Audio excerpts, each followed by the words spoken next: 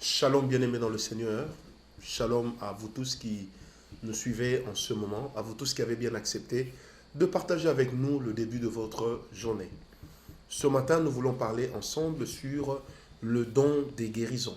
Nous sommes toujours dans notre enseignement sur les dons spirituels et nous allons parler sur les dons de guérison. Alors, le don des guérisons, aussi appelé le don des dons. Pourquoi? Simplement parce que ça se manifeste de diverses manières. Ça se manifeste avec une grande diversité. Une personne peut avoir le don de guérison et guérir les autres d'une manière tout à fait particulière, comme qui dirait hors du commun. Le don de guérison, c'est plusieurs guérisons, mais qui viennent par la même voie. Le don de guérison, c'est également des personnes dans lesquelles le Saint-Esprit passe pour toucher et guérir. C'est également des personnes qui ont été investies d'un certain pouvoir spirituel pour s'en prendre à certaines maladies et arrêter leur expansion. Alors, ici de dire au peuple de Dieu que lorsque nous parlons des dons de guérison, il y a maintenant des particularités que le Saint-Esprit donne aux hommes de développer à l'intérieur de ce don. Ça veut dire qu'il y a des gens qui sont spécialisés dans la mesure de grâce, ils ont reçu le don spirituel des guérisons, mais avec un accent particulier sur l'asthme. Donc il y a des gens qui sont forts pour guérir l'asthme. Il y en a d'autres qui sont forts pour guérir seulement le sinusite. Il y en a qui sont forts pour les maladies concernant les os. Il y en a qui sont forts pour les maladies communément appelées maladies des femmes. Il y en a qui sont forts pour des maladies de tête, des maladies neuropsychiatriques. Il y en a qui sont forts pour des maladies cardiaques. Ça veut dire que dans le don de guérison, le Seigneur a accordé aux hommes des particularités qui se développent à l'intérieur de l'exercice du don. C'est comme cela, par exemple, que lorsque vous connaissez la particularité, votre particularité dans le don de guérison, cela vous évitera de commencer à tâtonner. Prenez avec moi une fois de plus 1 Corinthiens 12 et nous allons le lire. 1 Corinthiens 12.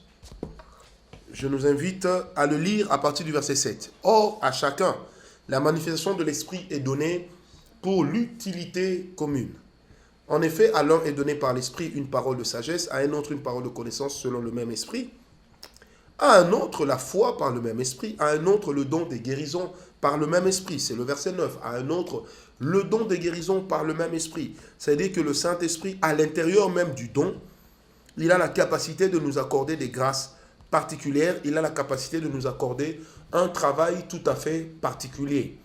Alors, comme je le disais à mon introduction, lorsque vous maîtrisez bien la particularité que le Seigneur vous a donnée, vous devenez utile. Or, n'oubliez jamais, bien-aimé, que l'homme de Dieu, le serviteur de Dieu, son importance grandit dans sa communauté, également en fonction des problèmes auxquels il donne des solutions.